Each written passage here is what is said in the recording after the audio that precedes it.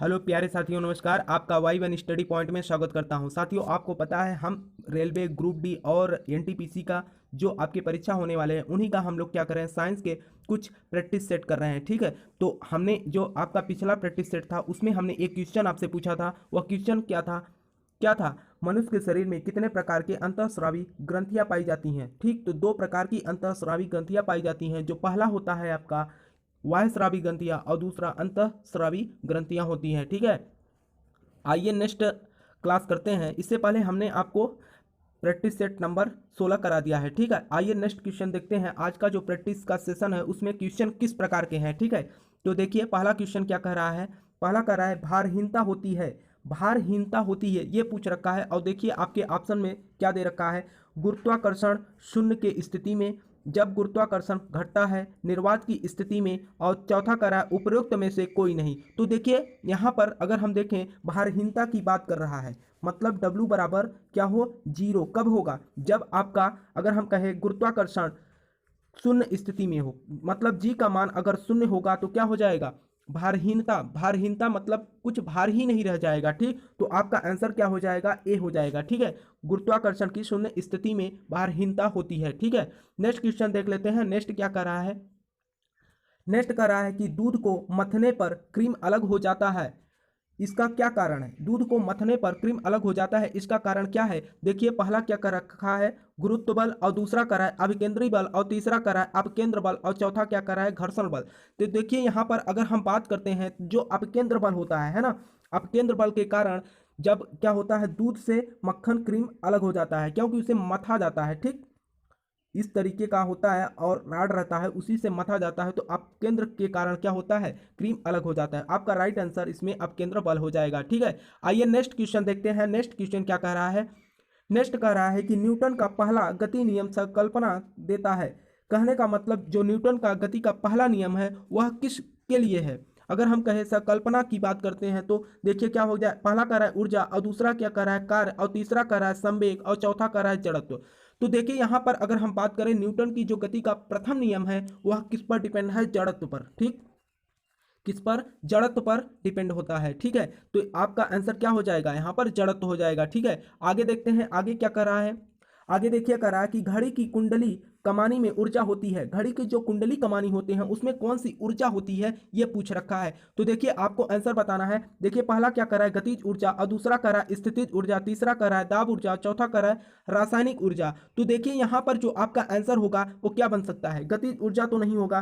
ठीक, कमानी की बात किया है। ठीक है, अगर हम क्या कहें, सुई की बात करते तब क्या उसमें गतिज ऊर्जा होती है, लेकिन हम कमानी की बात कर रहे हैं तो इसमें क्या हो जाएगा, स्थितिज ऊर्जा होता है। ठीक, दाब ऊर्जा नहीं होगा, ठीक, रासायनिक ऊर्जा भी नहीं होगा, तो क्या हो जाएगा, स्थितिज ऊर्जा होगा। आपका आंसर जो होगा बी हो जाएगा। आइए नेक्स्ट क्वेश्चन देखते हैं। नेक्स्ट क्वेश्चन क्या कह रहा है, नेक्स्ट क्वेश्चन कह रहा है यदि किसी वस्तु का वेग 3 गुना बढ़ा दिया जाए तो इसकी गतिज ऊर्जा हो जाएगी। देखिए जब हमें और आपको पता है गतिज ऊर्जा बराबर क्या होता है, 1/2 mv²। ठीक, अगर ये क्या कर रहा है, वेग को बढ़ा रहा है, तो बताइए पहले मान लीजिए आपका वेग ये था और 3 गुना बढ़ा रहा है, मतलब अगर हम 3v का वर्ग करेंगे क्या हो जाए, 3 × 3 = 9, यानी 9v² हो जाएगा। ठीक, अगर हम देखें ये 9 अगर यहाँ पर आएगा 9 हो जाएगा तो कितने गुना हो जाएगा, 9 गुना हो जाएगा। ठीक है, 9 गुना हो जाएगा। कहने का मतलब वो वेग को ही क्या कर रहा है, बढ़ा रहा है। जब वेग को बढ़ा रहा है तो हम क्या, v को 3 गुना करते हैं, तो जब इसका वर्ग करेंगे 3×3 = 9 हो जाएगा, v² हो जाएगा। ठीक,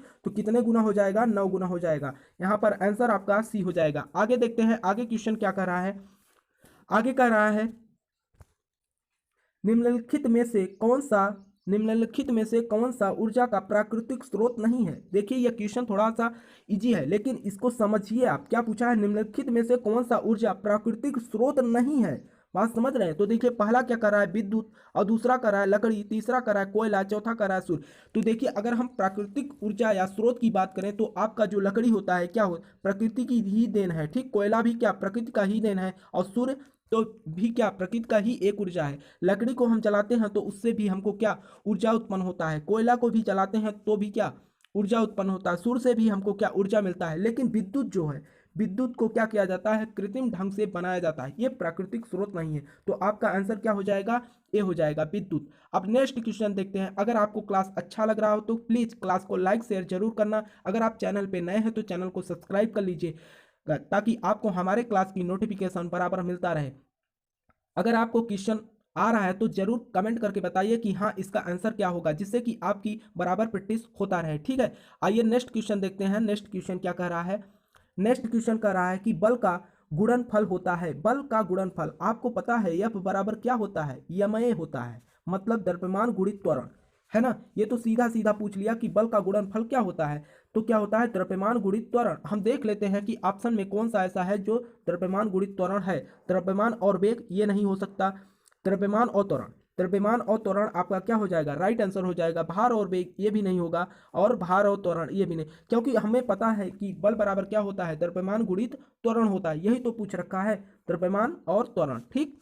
आपका आंसर भी हो जाएगा। नेक्स्ट क्वेश्चन देखते हैं। नेक्स्ट क्वेश्चन क्या कर रहा है, नेक्स्ट क्वेश्चन कह रहा है कि आकाश में उड़ते पक्षियों में होती है। कहने का मतलब जब आकाश में पक्षियां उड़ती हैं तो उस समय उसमें कौन सी ऊर्जा विद्यमान होती है, रहती है, ठीक।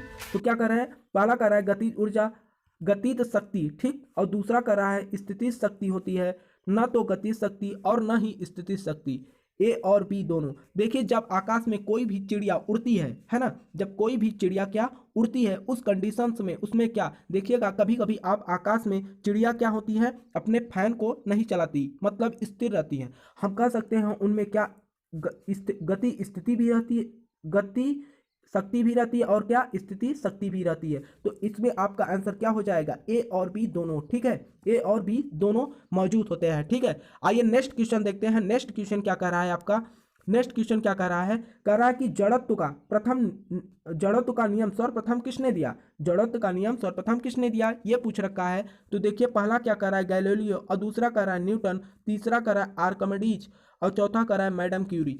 तो देखिए अगर हम बात करते हैं कि इसमें कौन सा वैज्ञानिक है जिन्होंने क्या जड़त्व का नियम सर्वप्रथम दिया, तो अगर हम बात करते हैं तो आपके जो गैलीलियो थे यही क्या किए, सर्वप्रथम जड़त्व का नियम दिए थे, ठीक है। क्या गैलीलियो ने ही क्या किया, जड़त्व के प्रथम नियम सबसे सर्वप्रथम यही दिए थे, जड़त्व के नियम, ठीक है। आपका आंसर क्या हो जाएगा, ए हो जाएगा। आइए नेक्स्ट क्वेश्चन देखते हैं। नेक्स्ट क्वेश्चन क्या कह रहा है, कह रहा है कि 1 किलोवाट घंटा का मान होता है, 1 किलोवाट घंटा का मान होता है। आपको पता होगा 1 किलोवाट घंटा बराबर क्या होता है, 3.6 इंटू 10⁻⁶ जूल होता है, ठीक। अगर आपको ऑप्शन में कहीं भी दिख रहा हो तो आप आंसर वही कर सकते हैं, ठीक है। आपका आंसर भी हो जाएगा, क्योंकि हमको पता है 1 किलोवाट घंटा आपको देखिए क्या भ्रमित करेगा। भ्रमित करने का मतलब देखिए पहले में देखिए 3.6 इंटू 10⁻³ जूल है ना। तो कहने का मतलब मान तो यही है, लेकिन इसके पावर में क्या है, अंतर है। तो हमको एग्जैक्ट मान बताना है कि 3.6 इंटू 10⁻⁶ जूल होता है, ठीक। आपका आंसर क्या हो जाएगा, बी हो जाएगा। अभी तक आप लोग लाइक ना किए हो तो लाइक कर लीजिए, ताकि हम भी मेहनत कर रहे हैं तो हमको भी लगे हाँ हम आपके लिए सही क्वेश्चन आपके समझ ला रहे हैं। और आप एग्जाम दिए होंगे तो आपको पता होगा ऐसे क्वेश्चन आपके एग्जाम में रिपीट कर रहे हैं, और ये सब क्वेश्चन जो है आपके प्रीवियस ईयर के क्वेश्चन है, ठीक है। और हम आपको प्रैक्टिस सेट करा रहे हैं, ठीक। आगे देखते हैं आगे क्वेश्चन क्या कर रहा है। आगे कर रहा है कि ग्रहों की चाल से संबंधित नियम किसने दिया, ग्रहों की चाल से संबंधित नियम किसने दिया। देखिए ग्रहों की चाल से संबंधित नियम किसने दिया, ये पूछ रखा है, ठीक है। पहला क्या कह रहा है, देखिए कैपलर, और दूसरा क्या कह रहा है गैलीलियो, और तीसरा कह रहा है आइंस्टीन, चौथा कह रहा है न्यूटन। देखिए अगर हम ग्रहों की चाल से संबंधित बात करते हैं तो क्या हो जाएगा, आपका कैपलर ने दिया था, ठीक। कैपलर ने क्या दिया था, चाल से संबंधित नियम दिए थे, ठीक है। आपका आंसर क्या हो जाएगा, ए हो जाएगा। आइए नेक्स्ट क्वेश्चन देखते हैं। नेक्स्ट क्वेश्चन क्या कह रहा है, नेक्स्ट क्वेश्चन कह रहा है कि सूक्ष्म बैटरी सेल में कौन सी ऊर्जा होती है। यह क्वेश्चन देखिए काफी इंपॉर्टेंट है, और ये क्वेश्चन बहुत बार क्या परीक्षा में आपके एग्जाम में पूछे गए हैं, ठीक है। तो क्या हो जाएगा, सूक्ष्म बैटरी सेल में कौन सी ऊर्जा होती है। पहला कह रहा है रासायनिक ऊर्जा, दूसरा कह रहा है पवन ऊर्जा, तीसरा कह रहा है सौर ऊर्जा, और चौथा क्या कह रहा है चुंबकीय ऊर्जा, ठीक। तो क्या हो जाएगा इसका आंसर, सूक्ष्म बैटरी सेल में कौन सी ऊर्जा होती है। तो हम आपको बता दें इसमें क्या होती है, रासायनिक ऊर्जा होती है, ठीक। क्या रासायनिक ऊर्जा होती है। आपका आंसर क्या हो जाएगा, रासायनिक ऊर्जा। पवन ऊर्जा तो जानते ही हैं, हवा से उत्पन्न किया जाता है, और सौर ऊर्जा तो सूर्य से, और चुंबकीय ऊर्जा ये सब तो मैग्नेट से उत्पन्न किए जाते हैं, ठीक। नेक्स्ट क्वेश्चन देख लेते हैं। नेक्स्ट क्या कह रहा है, कह रहा है एक चलती हुई कार और एक रेल इंजन दोनों में समान गतिज ऊर्जा है, किसका संवेग ज्यादा होगा? ये बताइए किसका संवेग अधिक होगा, ये पूछ रखा है। तो आपको पता है कि कार का, और दूसरा क्या कर रेल का, और तीसरा कह रहा है दोनों में समान होगा, और चौथा क्या कह रहा है निश्चित नहीं कहा जा सकता। तो देखिए अगर हम बात करें, आपको पता है अगर रेल इंजन की अपेक्षा अगर हम कार की बात करें तो कार क्या होगा, हल्का होगा, लेकिन क्या जो रेल की इंजन है वो अधिक वजन होगा। अगर हम इसके द्रव्यमान की बात करते हैं तो द्रव्यमान में क्या होगा, अंतर होगा, है कि नहीं। इनके वेग जो है सेम है, हमको पता है p बराबर क्या होता है, m भी होता है, ठीक। अगर हम मान लीजिए कि द्रव्यमान भिन्न भिन्न है तो इनके संवेग भी क्या होंगे, भिन्न भिन्न होंगे। कहने का मतलब जिसका द्रव्यमान अधिक होगा उसका संवेग अधिक होगा। तो आपको पता है रेल इंजन जो होता है कार के अपेक्षा काफी वजन होता है। तो यहाँ पर क्या हो जाएगा आपका रेल इंजन, मतलब इसका संवेग क्या हो जाएगा, अधिक हो जाएगा। आपका राइट आंसर भी हो जाएगा, ठीक। आइए नेक्स्ट क्वेश्चन देख लेते हैं। नेक्स्ट क्वेश्चन क्या कह रहा है, कह रहा है कि हड्डियों को हड्डियों से जोड़ने को क्या कहा जाता है? कहने का मतलब जो हड्डियां और हड्डियां आपस में जुड़ी होती हैं उसे हम किस नाम से जानते हैं? तो देखिए पहला क्या कह रहा है, टेंडन, और दूसरा कह रहा है लिगामेंट, और दूसरा कह रहा है दोनों, चौथा कह रहा है इनमें से कोई नहीं। तो देखिए अगर हम हड्डियां, जब हड्डियां से जुड़ी हों तो उसे क्या कहा जाता है, लिगामेंट के नाम से जाना जाता है, ठीक।